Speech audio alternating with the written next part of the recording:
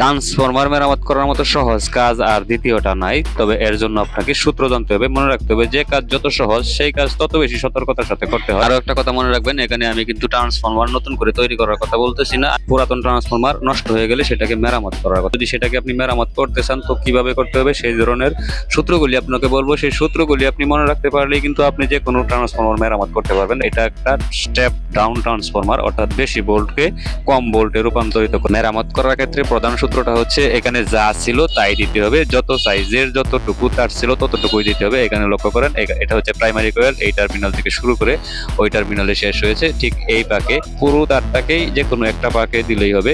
ডান দিকে দেন আর বাম দিকে দেন। প্রাইমারি কয়েল পেঁচানো হয়ে গেলে উপরে একটা ফাইবার দিয়ে নেবেন। সেটা এই ধরনের ফাইবার হতে পারে বা কাগজের ফাইবার হতে পারে বা প্লাস্টিক ফাইবার হতে পারে। ট্রান্সফরমারের লোড অনুযায়ী যেরকম লোড সেরকম শক্তপোক্ত ফাইবার দিবেন। সেকেন্ডারি কয়েলটাও একই নিয়মেই পেঁচাতে হয়, ঠিক যেভাবে ছিল।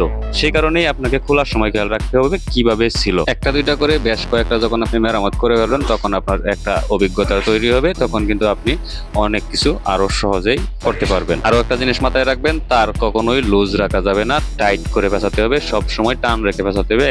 হাত দিয়ে পেঁচান আর মেশিন দিয়ে পেঁচান। আমার সেই 2001 সালের কথা মনে পড়ছে, তাই আমি মেশিন রেখে হাত দিয়ে পেঁচাইতেছিলাম। বিশেষ করে আমার কাজের শুরুটাই হয়েছিল এই ট্রান্সফরমার মেরামতের মাধ্যমে।